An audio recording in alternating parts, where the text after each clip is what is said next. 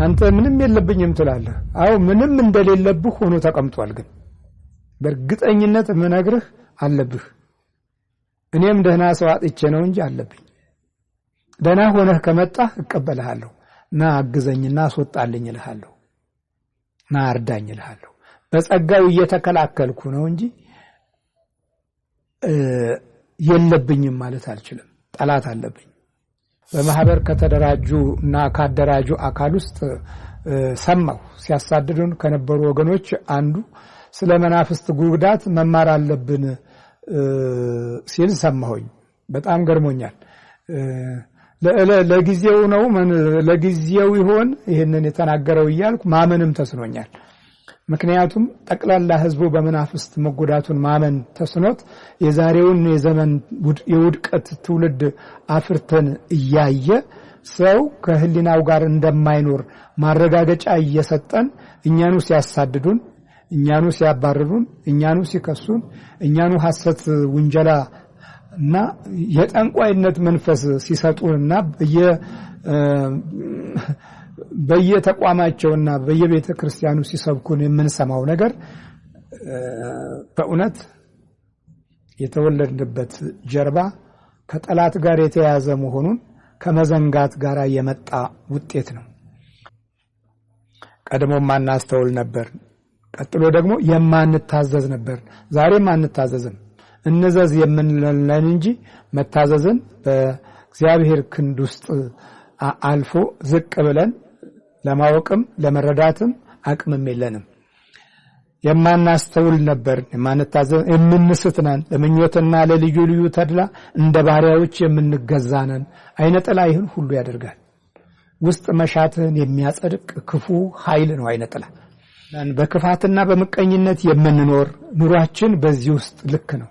በክፋትና በመቀኝነት የምንኖር አልተውነው መሆንም ክርስትናን ተቀብለን ክርስቶስን ይዘን የቅዱሳንን መንፈስና ጸጋ ተካፍለን የአባቶቻችንን ምክርና ረድኤት ጠብቀን እንኖራለን ባልንበት ምዕራፍ ውስጥ እነዚህ የአሕዛብ የቀድሞዎቹ በመናፍስት ተጎድተውና ጎድተው የሚኖሩት ሰዎች ልክ ዛሬ እኛ እየኖርን ነው። የምንጣላ እርስ በርሳችን የምንጠላላ ነበርንናል። አሁንም ነን እኮ ነን። አሁን ነን። ምንድነው ይሄ ታዲያ? ማስተዋልን የጋረደን የአይነ ጥላ ክፉ መናፍስት ሕይወታችንን ለዘመናት ተለማምዶ ማንነታችን ላይ ማንነቱን በክፋትና በእልህ ታሪክ በማፍረስ የእምነት አቅጣጫን በማበላሸት ቋንቋን በማደብዘዝና ክብሩን በመለየት ከሞገስ በማራቅ ተጫውቶብናል። አምስተኛ ተስፋን ያመክናል። ተስፋ ትልቅ የሕይወት መንገድ ነው። በተስፋው ነው ቅድስት ሀገርን ያገኙት። በተስፋ ነው እግዚአብሔርን ኃይልና ጥበብ የተረዱት። ቅዱሳን አባቶቻችን በእግዚአብሔር ተስፋ አድርገው ነው እሳት ውስጥ ገብተው ቅዱስ ገብርኤልን የሳቡት። በተስፋ ውስጥ ነው እምነት የሚታነጸው። ይሄን ሁሉ ያረቅብሃል። ስለዚህ ምን ይሆናል? ተስፋ ያጣ ትውልድ ሞቱን ይመኛል። ሁሉ ነገር እያለው ለመሞት ራሱን ያዘጋጃል። ምንም ነገር የሌለውም በመማረር ሕይወቱ በድህነት በቁስቆዛ በመማቀቅ በመሰልቸት በመደንቆር ሰማያዊ የሆኑ ተስፋዎች ከውስጡ በመሟጠጥ ምክንያት ሞቱን ያጣደፋል። ልዩ ልዩ ለተፈጥሮው የውድቀት በሽታዎችን በራሱ ምኞት ከመናፍስት ጋር ይስባል። ስለዚህ አምስተኛው ተስፋህን ያመክላል። ስድስተኛ ራእይህን ያጨልማል። ራእይ ሁሉ ጊዜ ከእግዚአብሔር የምናገኘው ኃይል ነው። ከእግዚአብሔር የምናገኘው ኃይል ነው። መገለጥን ዘወትር እየተመኘን በምንጸልይበት ጊዜ ትውልድ መንፈሳዊ መራቆት አይገጥመውም። የሕይወት ውበቱን ጠብቆ ከታሪክ ጋር ይተባበራል። አልፎም ተርፎ አባቶቹ የሄዱበትን መንገድ በሕይወት ውስጥ ያንጻል። ለሰማያዊ ተልእኮ ወደ ታች ዝቅ ብሎ ድሆችን ምስኪኖችን ለማየት እድል ያገኛል። በመንፈሳዊ ጸጋም የተበረታታ የሕይወት ቁመናን ይታደላል። ስለዚህ ይሄንን ራእይህን ያጨልምብሃል። ራእይህ ሲጨልም በፍጹም ህልም አታይም። እድሜ ልክህን ህልምን ትፈልጋለህ፣ ህልም አታይም፣ መገለጥም የለም። ሌላው በመገለጥ በሚያገለግልበት ጊዜም ደግሞ ትበሳጫለህ፣ ትናደዳለህ። አሁን ስለ መናፍስት ጉዳት በዚህ በቅርብ ሰሞን ውስጥ በማህበር ከተደራጁና ካደራጁ አካል ውስጥ ሰማሁ። ሲያሳድዱን ከነበሩ ወገኖች አንዱ ስለ መናፍስት ጉዳት መማር አለብን ሲል ሰማሁኝ። በጣም ገርሞኛል። ለጊዜው ነው ለጊዜው ይሆን ይሄንን የተናገረው እያልኩ ማመንም ተስኖኛል። ምክንያቱም ጠቅላላ ህዝቡ በመናፍስት መጎዳቱን ማመን ተስኖት የዛሬውን የዘመን የውድቀት ትውልድ አፍርተን እያየ ሰው ከህሊናው ጋር እንደማይኖር ማረጋገጫ እየሰጠን እኛኑ ሲያሳድዱን፣ እኛኑ ሲያባርሩን፣ እኛኑ ሲከሱን፣ እኛኑ ሐሰት ውንጀላ እና የጠንቋይነት መንፈስ ሲሰጡንና በየተቋማቸውና በየቤተ ክርስቲያኑ ሲሰብኩን የምንሰማው ነገር በእውነት የተወለድንበት ጀርባ ከጠላት ጋር የተያያዘ መሆኑን ከመዘንጋት ጋር የመጣ ውጤት ነው። በሌላ በኩል ደግሞ ክፉዎች ነን። የጥላቻ ወንበር እና ዕውቀት ስለያዘን ያንን ለማንጸባረቅ ስለምንቸኩል ፍቅር አይታይብንም። ፍቅራችንን በመንፈስ ተነጥቀናል። ዕውቀት አለን ግን እምነት የለንም። በእምነት ስናገለግል ደግሞ ዕውቀት የላችሁም ብለው ያሳድዱናል። አይ ጉድ! ግራ ተጋብተናል። እግዚአብሔር ምሕረቱን ያብዛልን። ስለዚህ ራእይህን ይከለክልብሃል፣ መገለጥን ይከለክልብሃል። መገለጥ የእምነትን ትልቅ ሞገስ የሚያበረታ ነው። ያዕቆብ ወደ ተስፋው ትውልድ እንዲጓዝ የረዳው ለብቻው ተኝቶ ድንጋይ ተንተርሶ እግዚአብሔርን አምኖ በወደቀበት ጊዜ ራእይን አሳየው። ሰማይ ተከፍቶ የእግዚአብሔርን ክብር ከቅድስት ድንግል ማርያም ከተስፋው ቃል ጋር እንዲገናኝ መላእክት ሲወጡና ሲወርዱ እግዚአብሔር ከላይ በመሰላሉ ላይ ቆሞ አየ። ያ በሕይወቱ ተተከለ። ዛሬ ያንንም እኛ እንማረዋለን። የመገለጥ ተልእኮ ነው። የመገለጥ ተልእኮን ስናገኝ ራእያችን በውስጣችን ይቀመጣል። ዛሬ በውስጣችን የተቀመጠው አይነ ጥላ ነው። በየት በኩል ተስፋችንን እውን ያርግ? ስለዚህ ራእይንም ይከለክላል።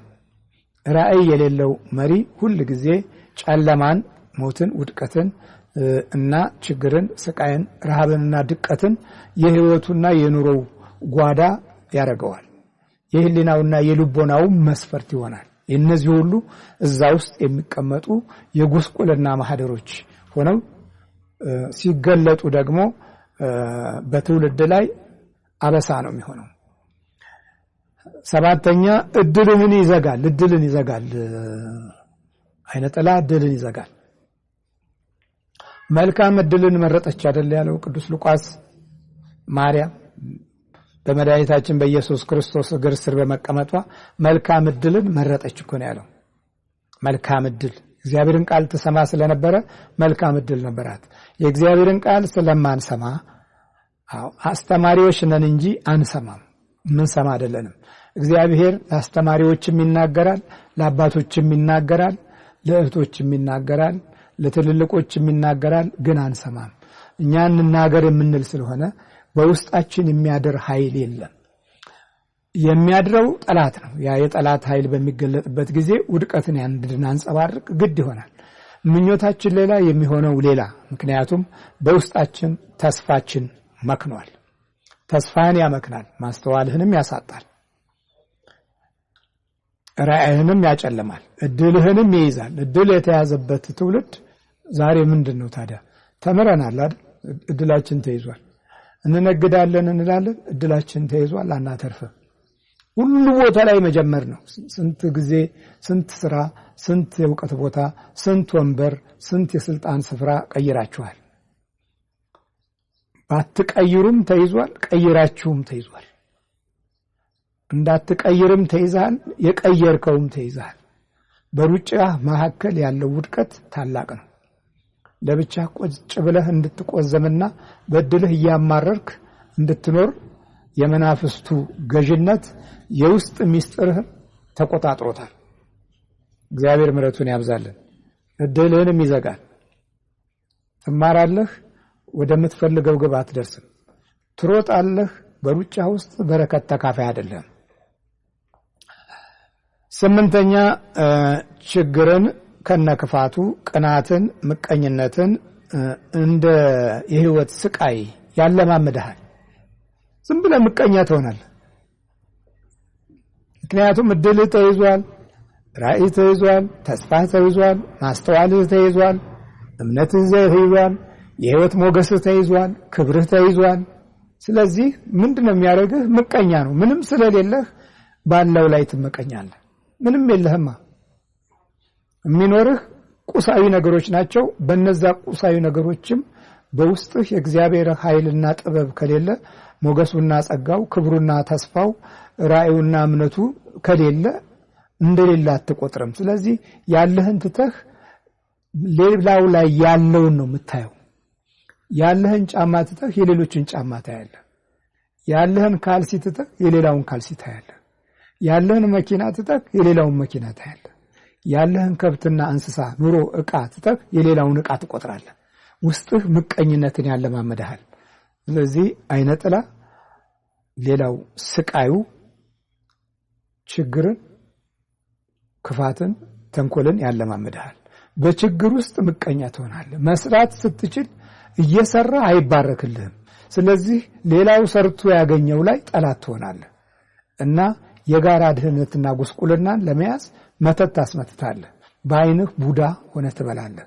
ቋንቋህ ምቀኛ ሆኖ ሌላው ልብ ውስጥ ያድራል። ንግግርህ ክፋትና ተንኮልን አሳድሮ እንቅፋትን ዘርተህ እንቅፋትን እስክታጭ ድረስ ለትውልድህ ሞት ታስቀምጣለህ፣ ስቃይንም ታበጃለህ። እንዲህ ነው አይነ ጥላ የሚሰራ። ይሄን ያለ ረጅም መንገድ አለው። እስቲ አይነ ጥላ ያዛቸውን ሰዎች እየተከታተላችሁ ቪዲዮዎችን ተመልከቱ። ምን አይነት ውድቀት ውስጥ እንደከተታቸው ወደ ኋላ ረጅም ዘመናት የኖሩት አያቶቼ ቅድመ አያቶቼ ምን እንደሰሩ አላውቅም። ግን በጥንቃቄ በመመለከትና በመገነዘብበት ጊዜ አንዳንዶቹ ለግርማ ሞገስ አብሾ ወስደዋል። አንዳንዶቹ ለውቀትና ለጥበብ አብሾ ወስደዋል።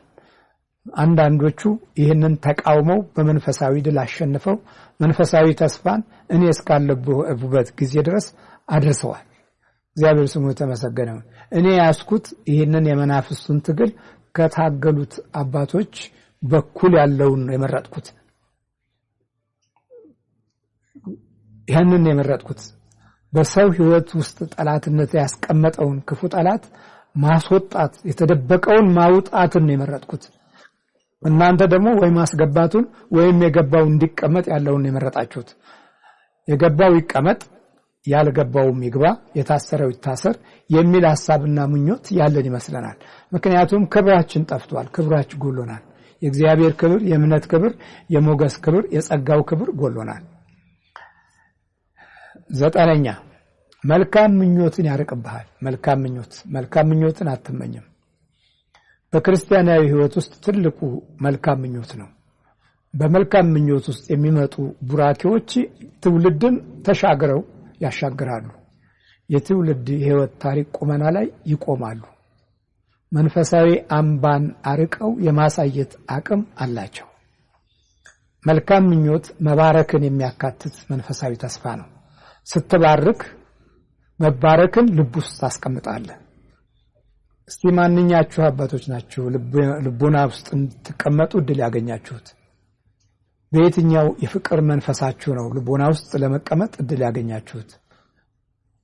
ስንቀርባችሁ ሐሜት ነው የምታስተምሩን። ስንጠጋችሁ ተንኮልንና ጥላቻን ነው የምትገልጹልን። ችግርንና ውድቀትን ነው ሁሉ ጊዜ የምታበስሩልን። የቅዱሳን መንፈስና ጸጋን ለመግለጽ አቅምም ጉልበትም ካጣን ቆይተናል። ግን በእነዚህ ቅዱሳን ላይ እንጀራችንን እንበላለን። የአገልግሎት ልብሳችንን እንለብሳለን። በቤተ መቅደስ እንመላለሳለን። እንወጣለን፣ እንገባለን። እውነታዎቻችን ግን ከመዓትና ከመቅሰፍት ውጪ ሊያመጡ የሚችሉ ክብሮች አልታዩም። ስለዚህ ዘጠነኛው መልካም ምኞትን ያርቅብሃል አይነ ጥላ። ህመሙን ብቻ ተጠብቅ፣ ውስጥህን ነው የሚዘርፍህ፣ ምኞትህን ይዘርፈዋል። ስለዚህ ለሌላው የምትመኝበት እደግ፣ ተመንደግ፣ የጎደለህ ምንድነው? ምን ላግዝህ? እግዚአብሔር ቤቱንም ትውልድህንም ኑሮህንም መንገድህንም ይባርክልህ የሚል መልካም ምኞት የለህም። የሚባርክ ምኞት የለህም። መድረክ ላይ የምንባርከው በቃል በያዝነው ቃል እንጂ ከልቦናችን ውስጥ በወጣ መንፈሳዊ ፍሬ ባለው በመለኮታዊ መንፈስ በተዋጀ በጸጋው ምስጢር አይደለም። ይሄን እውነት አይደለም ልትለኝ አትችልም። ለዚህ መልካም ምኞትን ይከለክለናል። ስንገናኝ በመልካም ምኞት ውስጥ አይደለም የምንነጋገረው። ክፋቶቻችሁን ነው የምናወራው። ተንኮላችሁን፣ ምዝበራችሁን፣ ጭካኔያችሁን፣ እላችሁን፣ ኩርፊያችሁን፣ ንዴታችሁን፣ ብስጭታችሁን ነው የምናወራው። ልዩነታችሁን፣ የዘር መድሏችሁን ነው የምናወራው። ወንበራችሁ ላይ ያለውን ክፋት ነው የምናወራው። ስለዚህ መልካም ምኞት የለንም። የጠላት አንዱ የአይነ ጥላ መቅሰፍትና ስቃይ አንዱ መልካም ምኞትህን ማራቅ ነው። ስለዚህ ብዙዎቻችሁ ለኔ መልካም ምኞት የላችሁም። እኔ መልካም ብመኝላችሁ እናንተ መልካም አትመኙም። በአንድ ዘመን ሁሉ ነገር የወደቀብንና የተጣልነን በርግማን ምዕራፍ ውስጥ ጉስቁልናን ጉትተን ስበን ከጥልቅ ያወጣን የመከራና የውድቀት ወገኖች ነን። ለዚህ ያበቃን ውስጣችን ያነገስነው ክፉ ኃይል ትልቅ ቦታ ስለያዘ ነው። ስለዚህ መልካም ምኞትን ያርቅብሃል። ዘጠነኛ ዛሬ የመልካም ምኞት እጦት ነው መተት የምንመተተው፣ አንዱን አንዱ የምናስረው፣ አንዱ ለአንዱ ስጋት የሆነው፣ አንዱ ለአንዱ ጠላት የሆነው መልካም ምኞት ከመልካም ንግግር ጋር ባለመታደላችን ነው። እግዚአብሔር ይማረን። አስረኛ የዝቅተኝነት ስሜት እንዲያድርብህ ያደርጋል። ዝቅተኛ ሰው ያንን ዝቅተኝነትን የምትሞላው በመኮፈስ ይሆናል፣ በማበጥ ይሆናል፣ በመነፋፋት ይሆናል፣ ትልቅ ነኝ የተማርኩ ነኝ በማለት ይሆናል፣ ያወቅኩ ነኝ፣ ብርቱ ነኝ፣ ግዙፍ ነኝ በማለት ላይ ይሆናል። ዝቅተኝነትን ለመሸፈን የራሳችንን ክብር እናልቅና የእግዚአብሔርን ክብር እንጥላለን። የዝቅተኝነት መንፈስ ያደረበት ሰው ሁሉ ጊዜ የውስጥ ህይወቱ በጎደሎ ባህሪ የተሞላ ነው። ጎደሎነትን ከውስጥ ስታወጣ የሌላውንም ክብር ትነካለህ፣ የእግዚአብሔርንም ክብር ታዋርዳለህ። እግዚአብሔር የሰጠህንም ተስፋና ኪዳን ትጥላለህ። ከተሰጠህ በረከት ውጪ ትቆምና እርግማንን ታስተላልፋለህ። ስለዚህ የዝቅተኝነት ስሜትን ክፉ መንፈስ ያኖርብሃል፣ ዝቅ ያደርጋል። ውስጥህን ይነጥቅህና ይቀማህና ዕውቀት አለኝ ትልና ዕውቀትን ይነጥቅብሃል፣ ዝቅ ትላለህ። ዕለት ዕለት ምኞትህ ሁሉ ኪሳራ የበዛበት ነው። የውስጥ መማቀቅ የባህሪ አንዱ ዕጣ ይሆናል።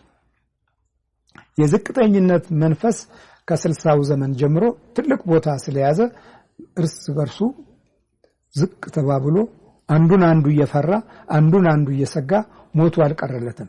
የርዕዮተ ዓለም ሰዎች በዝቅተኝነት መንፈስ ተጎዳድተዋል።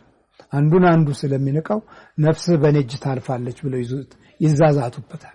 ተዛዝተው አልቀዋል። አብዮተኞቹ ረጅሙን ዘመን ያሳለፉት በእልቂት ነው። ከተፈጥሮ ሞት ይልቅ ሰዎች ሕይወታቸውን ነጥቆ ያጠፏቸው ሰዎች በጣም ብዙ ናቸው።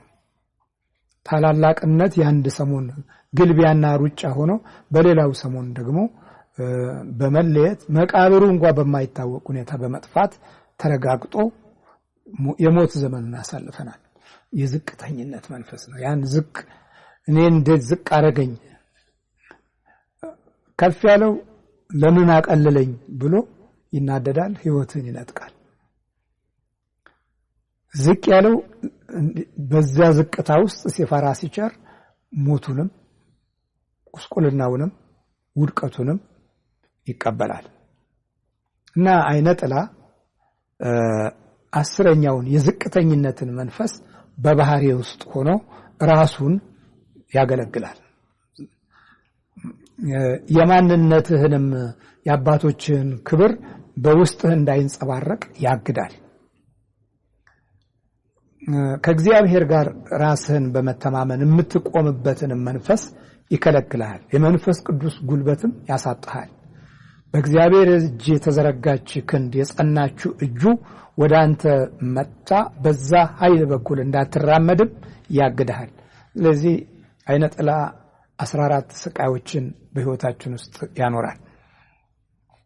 11ኛ አመለካከትህንና አስተሳሰብህን ያዛባል።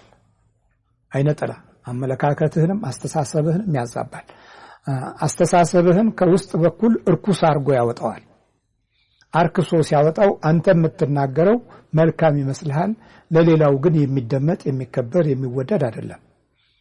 ለምሳሌ በዘመናችን ያሳለፍነው ርዕዮተ ዓለሞች ከውስጥ በኩል እርኩስ ሆነው ነው የወጡት።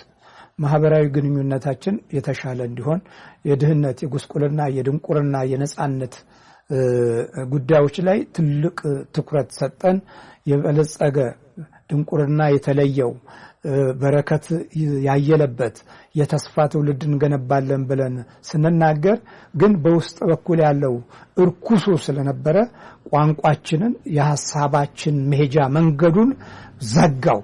እኛ ብዙ አወራን፣ እሱ ግን ዘጋው። ለምንድን ነው የዘጋው ስንል የዘጋው አስተሳሰብህን ነው። አመለካከትህንም አስተሳሰብህንም ይዘዋል። የውስጥ ጥበቦችህ መንፈሳዊ ቅመም ያለበት አይደለም። በእምነት ተዋጅቶ በመንፈስ ቅዱስ የታጀበ አይደለም። ርቀቱም ከባህሪ ጋራ በተዛመደ እና ከታሪክ ጋራ የተያያዘ በእምነት ተዋጅቶ መንፈሳዊ ኃይልን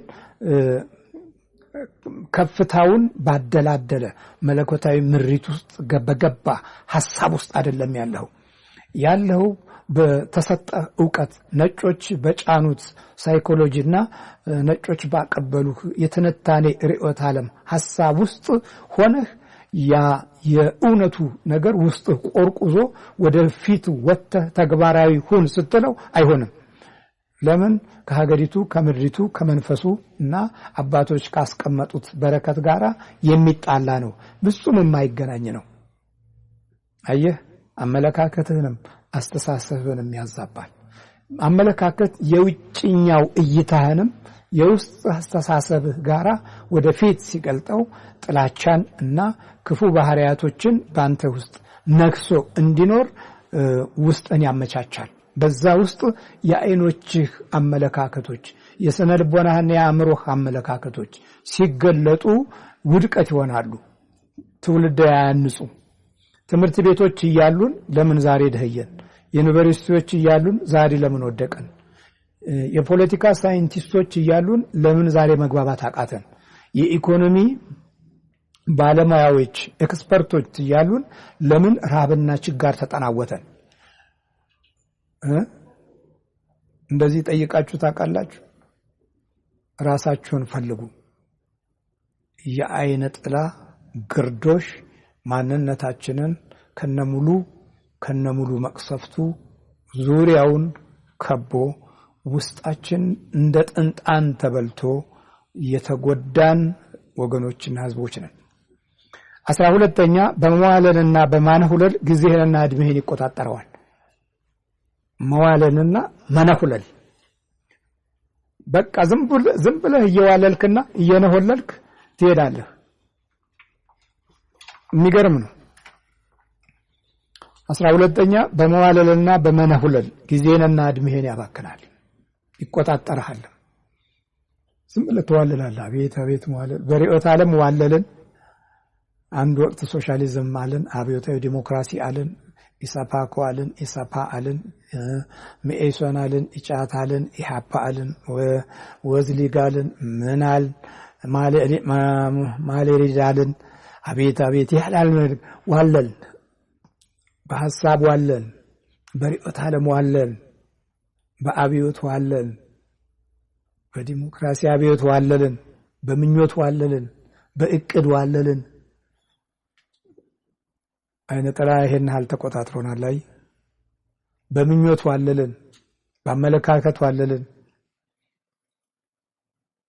ስለዚህ ያሳለፍነው ያኖርነው ያስቀመጥነው እርግማንን ሆነ፣ ውድቀትን፣ እልቂትን ሆነ፣ ፍጅትን፣ መለያየትን፣ ዘረኝነትን ሆነ። እንዲህ እየዋለልክ የዲያብሎስን አሰራር በምድርህ ላይ ታሰፋለህ። በመዋለልና በመነሁለል ጊዜህን ትጨርሳለህ። 13ኛ ቤተሰብንና ዘርን ይቆጣጠራል። ከዛ በኋላ የክፉ ዘር ይባላል። 14ኛ በመጨረሻ መቅኖ ያሳጣሃል፣ መቅኖ ቢስ ያደርጋል። ዛሬ የዓይነ ጥላ ጉዳቶች በመቅኖ ቢስነት ህይወት ውስጥ እንድንወድቅ እድሉን እንዲከፍት ራሳችንን ከጸሎት አርቀናል፣ ከምስጋናው ተስፋ አርቀናል፣ ከቃል ኪዳኑ ውበትና ከቸርነቱ ብርሃን ተለይተናል። ስለዚህ እግዚአብሔር ለኛ ያለውን መንፈሳዊ ጥበብና ጸጋ ረስተናል። ስለዚህ ዓይነ ጥላ 14 የህይወት ስቃዮችን በማንነታችን ውስጥ ያስቀምጣል። ስለዚህ ወገኖቼ ከባድ ነው የዓይነ ጥላ መንፈስ። ወደ ኋላ ለማየት እድሉን ስላጣን የዛሬውን ብቻ ስለምንመለከት በዛሬው ጉዳታችን ላይም ሳይንሳዊ ትንተና ስለምንሰጥ በተማርነውና በተነገረን ሐሳብ ውስጥ ራሳችንን ስለምንቀምር በዛ ጎዳና ውስጥ እይታችን ወደ ውስጥ ሆኖ ከመናፍስት አንጻር የመጣብንን ውርደት ለመቀበል ስለማንፈልግ ውጫዊ የርዕዮተ ዓለም ትንተና እየሰጠን መናፍስትን በማንነታችን ላይ ዘላቂ የሆነ ቦታ ሰጥተነው ወድቀናል። እግዚአብሔር ምሕረቱን ያብዛልን።